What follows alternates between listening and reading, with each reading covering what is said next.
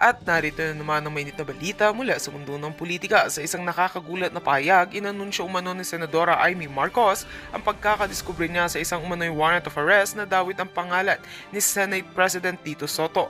Bagamat agad niyang nilinaw na kinukuha pa ang beripikasyon at posibleng bahagi lamang ito ng isang mas malawak na intel report.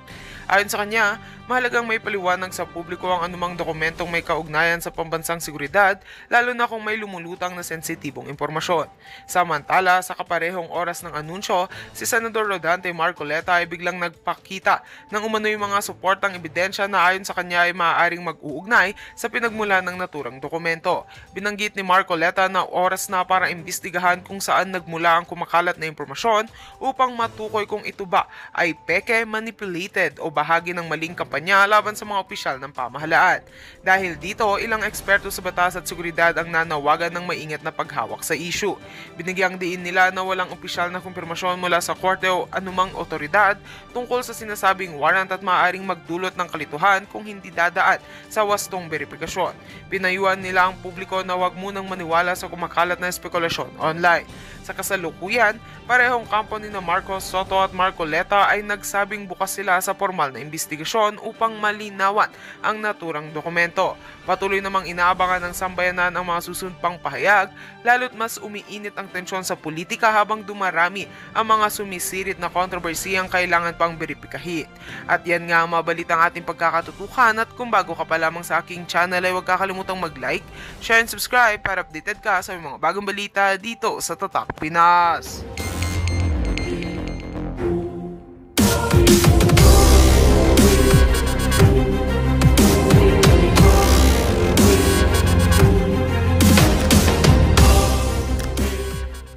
Doon, you're not breaking the law. Oo. There's nothing wrong with bending the law kasi bending lang yan eh, parang ruler yan. Oo. Pwede mong within the bounds. And that Within is the bounds. Ako yan, di ba? And that, Within the bounds. Within the bounds of Within law. the- that's also the... Halika dito! Kinakausap pa kita! Ninakawan mo kami, kaya kami binabaha! Halika dito! Putang ina ka! Ninakawan mo kami, kaya kami nagwawala! Ako po'y nananalangin na sana'y patawarin ako sa maaari kong magawa. Galit sa aking damdamin, sa unang pagkakataon ay hahayaan ko kung mawala. Sawa na po kaming hamakin ng mga mapagbalat kayong may hangaring na masama. Nasa taas ay hihilahin at ibabaranas namin ang impyerno dito sa baba. Mga sakim, marapat lamang na panagutin. Maliit o malaki ang nakaway nakapakin. Sibakin, sarap nilang sunugin paslangin. Kung pwede bakit muna sa bangin. Totoo nga kapatid ng magnanakaw, sinungaling mas masahol pa sa hayop ang mga pag-uugali. Bato-bato sa langit ang tamaan ay sasabit. Saluhin yung mga ganid ang naipon naming galit. Basta ang ating posigaw dito, ikulong! Mandarambong! Ikulong! Mandarambong! Bong, bong, bong! Abangan po sa aming pagbabalik! Alright, reaction, TV page, nagbabalik. Reaction. Napakaganda po ng mga pag-uusapan natin ngayong mga reaction. Alam po ninyo mga reaction, mayroon pong isang inuli na nag-post daw ng headshot. Di ba? Ngayon, pag-usapan po natin yun ng mga reaction ha. Para yatang yung PNP, para yatang meron po silang mission ha. Ito, pag-uusapan po natin dito ha. Meron po silang mission na parang aarestuin lahat ng mga anti-Bongbong Marcos. Ako hindi ako anti-Bongbong Marcos ha. Siya ang pinakamagaling na presidente. Siya ang the best. Siya lang ang nakagawa na ipadala ang dating presidente doon sa dahig. Siya lang ang presidente na nakapagpagawa ng maraming baha. Siya lang ang presidente nga ayaw magpa-political test. Siya lang ang presidente ng sinabihan na siya ay bangag at nagda-drugs. Ayaw pa rin niya magpa-political test. Basta't ako pro-BBM ako. Diba? Diba kayo rin mga kareaksyon, pro-BBM tayo dito? Siya lang ang the best, number one president sa kasaysayan ng mundo. Patagin mo, lumindol sa Cebu. Nagbenta pa siya ng 20 pesos na bigas. Siya ang number one na presidente. Pero may pag-usapan din po natin mga kareaksyon. Para yatang, ito nararamdaman ko lang, na nawawalan na ng gana ang minority na gawing Senate President itong si Alan Peter Cayetano. Parang wala na silang gana na siyang gagawin nilang Senate President. Yan po ang pag-uusapan natin. At meron pa pong pinakaseryoso, si Marcos Jr. daw nakakausap niya ang kanyang ama. Nako mga kareaksyon, masyado nang malala yata, masyado nang malala. Ano pong gusto niyong unahin natin? Si Marcos Jr., kinakausap niya yung tatay niya, o si Amy Marcos na parang hindi na sila pabor kay Cayetano, Alan Peter Cayetano na gawing Senate President. Parang ang nararamdaman ko ang ipinupush po nilang maging Senate President ngayon si Zubiri o kaya si Marcoleta. Pero siyempre kay Marcoleta tayo kasi si Zubiri kahit na nasa majority block yan, secret. Secret na lang namin ni Zubiri yun.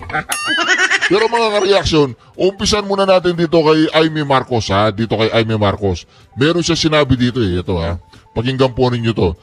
Para yatang nawawalan na sila ng gana kay Alan Peter Cayetano, kahit siya ang minority leader, parang ayaw na nilang gawin siyang Senate President kasi nga sa kanyang mga statement. Ito po. Sir, last dun sa issue po ng leadership ng Senate, may umuubong na po dito ulit. Wala akong nalalaman. Wala akong nalalaman. Sir, ano matters lang, reaction ng Sir sa nabanggit po ni Senator Cayetano na tungkol sa snap election? Well, that is his own opinion. That is not the opinion of the minority group. O di ba? That is his opinion. Hindi yun ang opinion ng minority group. Napakalupit po nun ng mga ka-reaction. Parang nawawala na sila ng gana. So ibig sabihin, ang pinupos nilang Senate President ngayon, kung hindi si Zubiri, ito medyo pangit ng pakinggan eh. Si Zubiri nasa majority pero parang gustong i-push ng minority si Zubiri. Pero, ito po mga ka-reaction, pero magiging uncomfortable naman yan sa ibang miyembro ng minority kung si Zubiri ang ipupush nila na nandiyan naman si Escudero. So malamang sa malamang, babagsak kay Marcoleta ang Senate President. Nako mga ka-reaction.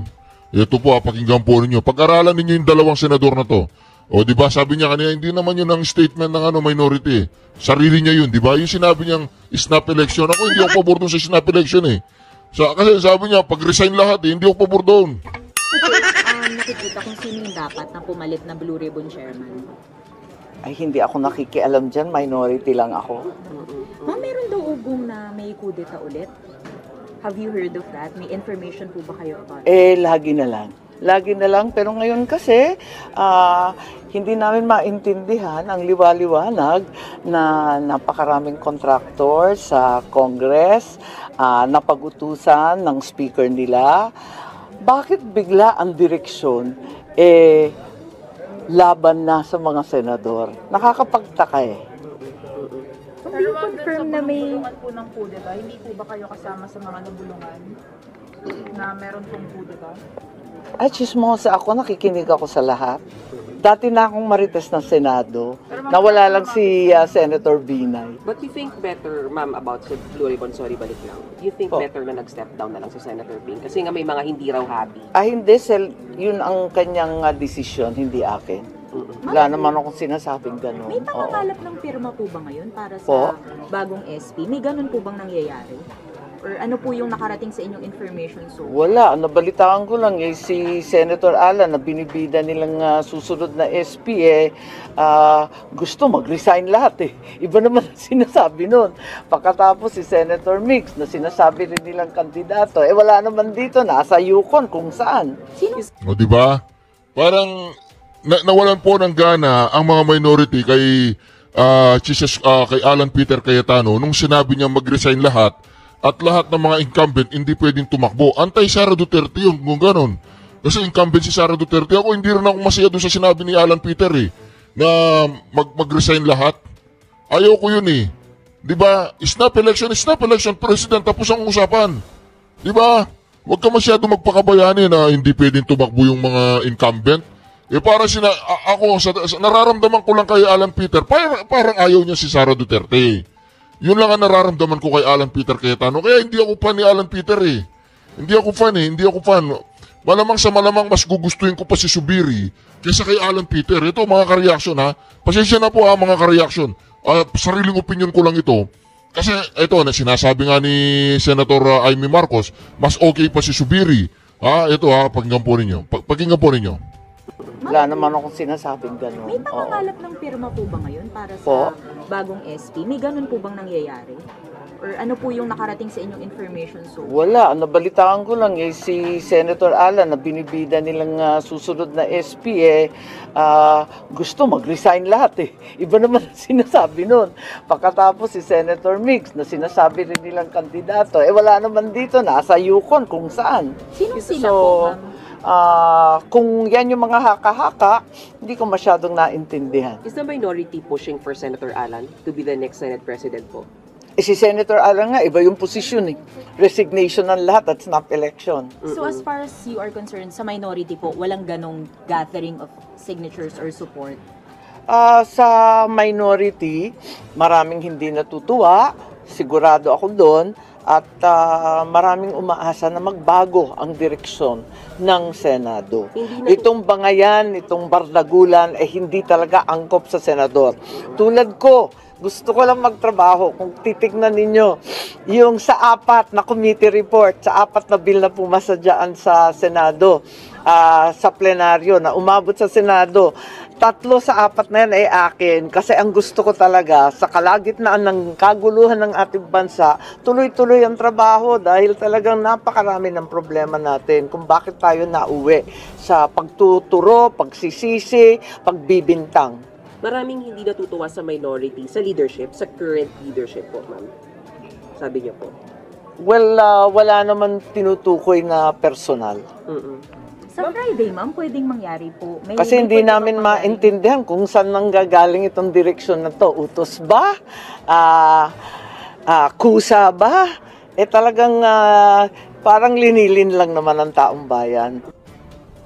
Sinasabi natin may nag-uutos ba kay Alan Peter Cayetano na sabihin niya na mag-resign lahat? Snap election, mag-resign lahat? Lahat ng incumbent hindi pwedeng tumakbo. Katarantaduan yun. Aayawan yun ng mga minority. Di ba? Kaya kailangan magdaan-daan si Alan Peter. Ako, pabor po ako kay Marcoleta, siya na lang ang maging Senate President Pabor po ako dun Kasi nakita naman po natin ang galawan ni Senator Marcoleta Pero kay Alan Peter, medyo tagilid sa akin Pero kung siya yung pipiliin ng minority, syempre susuportahan ko po. Pero kung ako tatanungin habang wala pa, habang hindi pa siya ang Senate President, para sa akin ayun, si Subiri, sinasabi nila si Subiri. Kasi para nagkakaroon na ng lamat yung majority. Di ba? Nagparamdam na po siya si Senator Amy Marcos. Si Subiri, binanggit po niya ang pangalang Subiri. Malaking bagay po yun Pag binanggit po ang pangalan ng ganyan malaking bagay po yun. Baka pag uwi ni si Subiri dito, baka magkaroon ng kudeta, si Subiri ang iluklok ng mga minority. Mas matalino ang Pilipino kesa dyan, hindi magpapauto. Ma'am, may session sa Friday, may possible bang na mangyari? Palitan ng leadership. May session ba talaga sa Friday? Pati session, di ko na maintindihan kasi ang sabi, hindi naman daw magro-roll call, basta mag-a-adjourn. Di ko alam. But on the part of minority, ma'am, just to clarify, walang usapan ng pagpapalit ng liderato. Walang pagpaplano. Parati naman pinag-uusapan yan ang topic ng lahat ng minority. Ma'am, anong tingin niyo doon sa call for snap elections? Hindi ko pa nakakausap si Senator Alan, pero on its face, parang mahirap yon kasi wala pang base sa konstitusyon o sa batas, pero kailangan na unawain si Senator Alan kasi talagang, syempre, lahat tayo punding-pundi na sa ganito. But can you say you are happy with the leadership? No. Current. No, I'm not. Why? Well, ilang beses ko na sinabi, talagang hindi ko maintindihan ang direksyon. Bakit tinigil ang Blue Ribbon at saka yung huling 2 hearing na parang pinipigilan kami pag-usapan. Hanggang kay saldi ko lang, huwag kang lalampas. Pwede ba yun? May ganong utos, ma'am? Hindi, parang ramdam ko lang. Baka praning lang ako. Ma'am, may nag-step down na si Senator Ping na tinapoy ng Blue Ribbon. Hindi ko po alam. Gusto ko lang magtrabaho, paulit-ulit lang ako. Talagang hindi ko gusto itong pinagsasabong kami lahat dito. Okay. Ma'am, thank you so much. Malinaw na malinaw po mga ka-reaction Hindi po siya masaya sa nangyayari. At itong si Alan Peter, nagkaroon po ngayon ng agam-agam ang kanyang mga kasamahan na para bagang anti-Sara Duterte si Alan Peter Cayetano. Hindi pwede yun. Ako, Antimano, kinall out ko siya eh. Umayos ka, Senator Alan Peter Cayetano, umayos ka. Umayos ka. Hindi tama yung sinasabi mong yan. Binabasag mo ang puso ng mga DDS. Umayos ka. Huwag mo sasabihin snap election tapos yung mga ka-incumbent hindi pwedeng tumakbo katulad ni Sara Duterte. Eh, siya na lamang ang nakikita namin pag-asa eh. Tsaka si Senator Marcoleta, ikaw, ano ka lang, palabok ka lang. Huwag ka masyadong magngawa dyan sa inang 10,000 mo, hindi namin kailangan ha. Alan Peter ha, huwag ka masyadong balimbing, huwag ka masyadong plastic. Ito mga reaction, pakinggan naman natin si Marcos Jr. Ako, pro BBM ako ha. Basta't ako, BBM! Kasi inaaresto na yata yung mga mga anti-BBM eh. Basta't ako, BBM! BBM! Hindi. BBM! Pinakamagaling! Magpa-polykel test ka na! Hindi naman daw siya drug addict, basta ayaw niya magpa-polykel test, ganun. Hindi siya bangag. Yung coke, asan yung coke? Coke. Sarap ng coke.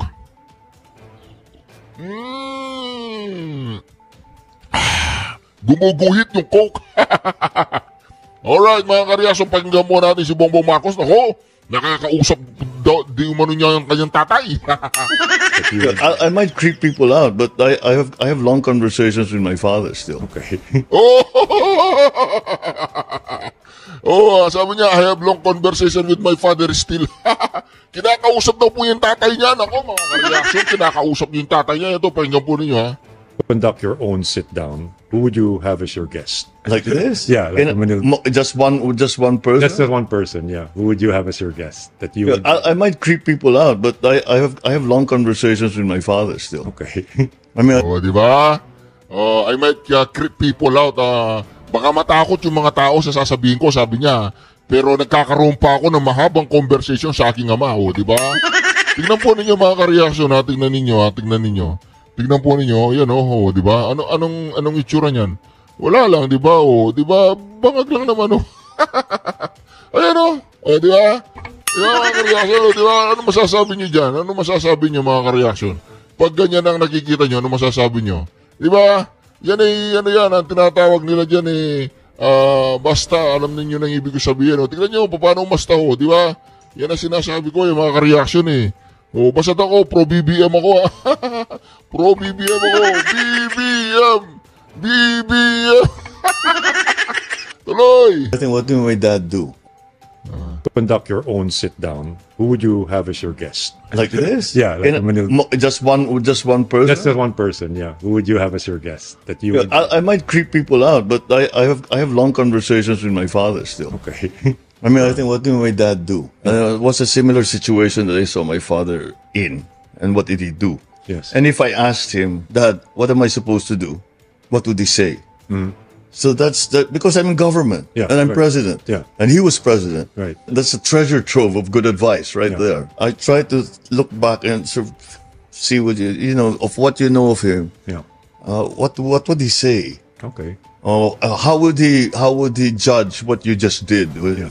Anak, mali yan. O anak, very good. Or whatever, So the one...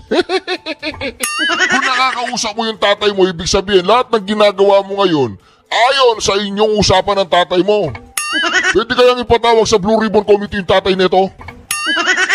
Ano mo nga, tawagan ko si... Hello? Senator Marcoleta, meron na akong kukwento sa'yo. Si Bongbong Marcos, sinabi niya sa kanyang podcast, yung tatay niya, nakakausap niya. Totoo, panoorin mo. Ngayon, kasi ang problema kasi dito, baka lahat ng ginagawa ni Bongbong Marcos ay utos ng tatay niya. Pwede bang patawag natin sa Blue Ribbon Committee yung tatay nito? Ay, hindi na pwede. Bakit?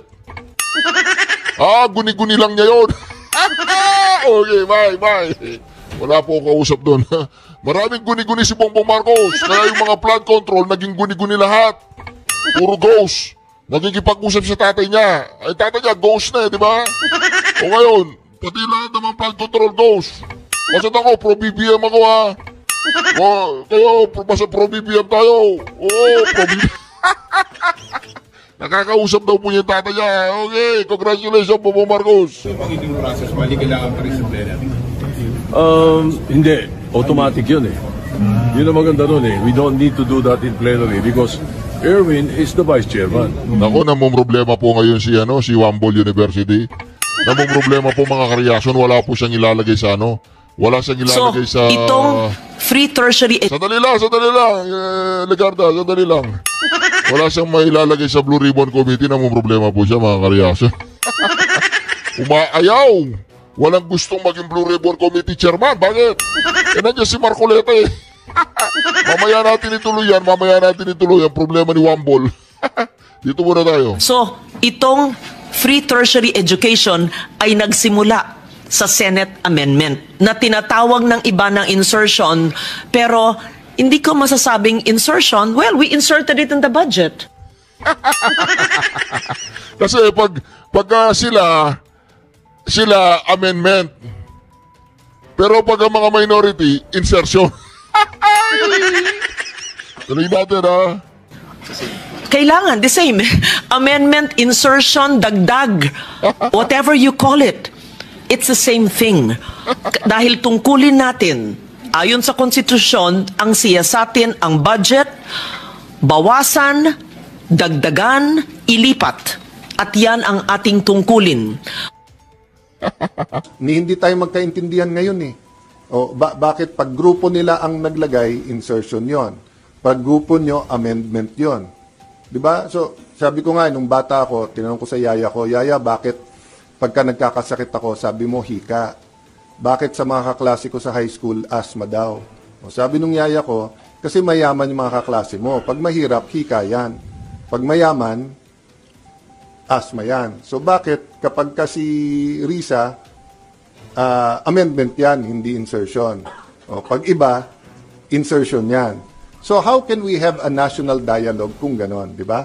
But as far as feasibility and constitutionality, nasa constitution yon.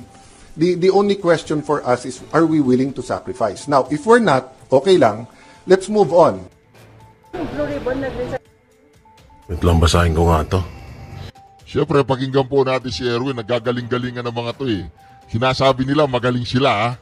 Nung umalis si Pampilo Lacson, hindi na nila alam kung sino ang ilalagay nila sa Blue Ribbon Committee. Viber po natin ngayong hapon po ito, si Senator Erwin Tulfo. Sen Erwin, magandang hapon. Tony Enrica. Tony, magandang hapon. Ma'am Rica, magandang hapon. Senator, good afternoon po. Salamat po. Alam po namin na nasa biyahe daw kayo ngayon, Senator. Thank you for the time pa rin. Nasa airport. Opo, papunta po sa Italy para po doon sa Bagong Pilipinas Servisyo Caravan na hosted by the DMW Power Filipinos sa Italy.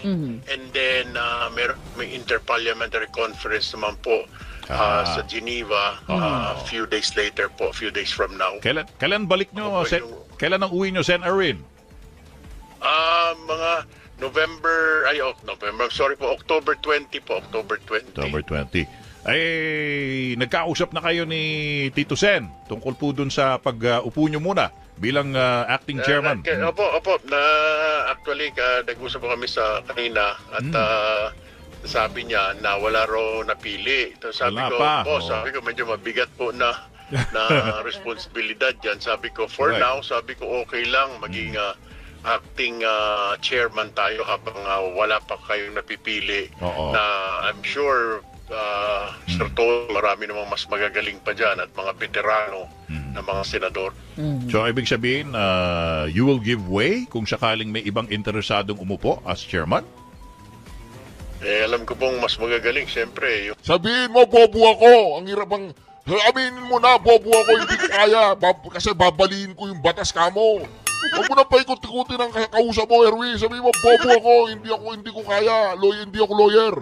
Ako si Ben the law. Tulpo, gano'n. Huwag mo nang lagyan ng mga askaramanggoles yung salita mo. malaking experience pala, years of experience. I mean, I'm happy po, with that announcement kanina. Pero sabi ko po, kung ano hong maganda, I'll leave it to the Senate leadership, lalo sa kanya. Pero yan ang nakakahiya mga kareaksyon. Naging senador sila, dapat ready sila in any kind, form na trabaho sa Senado. Dapat alam nila, dapat handa sila. Hindi sasabihin nila, hindi ko kaya si Pia na lang, lawyer si Pia, hindi ako lawyer Ba't nag-senador kayo, hindi pala ninyo kaya yung ganyan trabaho? Hindi po ba mga kareaksyon, nakakahiya sila. Yung dalawang tulpo, ayaw nila mag Blue Ribbon Committee ngayon. Pero ang yayabang ng mga inayupa, ang lalaki ng mga bunganga ng mga animal, kung makapagsalita sila, akala mo nasa kanila lahat ng kaalaman at utak na available sa mundong ito, mga bobo naman at walang alam. Babaliin mo ang batas. Grabe ka. Sabi ni Loren Legarda, hindi niya nakitaan ng kahalagahan yung Dolomite Beach na ginawa ni Pangulong Duterte. Loren Legarda, ano pala ang gustong mangyari? Yung mga basura dati? Yung puno ng basura na hindi mapasyalan ng mga tao? Yun ba ang gusto mo? Na samantalang kahit anong presidente dyan na nakaupo dyan sa Luzon, hindi nyo malinis-linis yung dumi nyo dyan sa Manila. Si Duterte lang ang nagpalinis sa mga dumi nyo dyan na nagkalat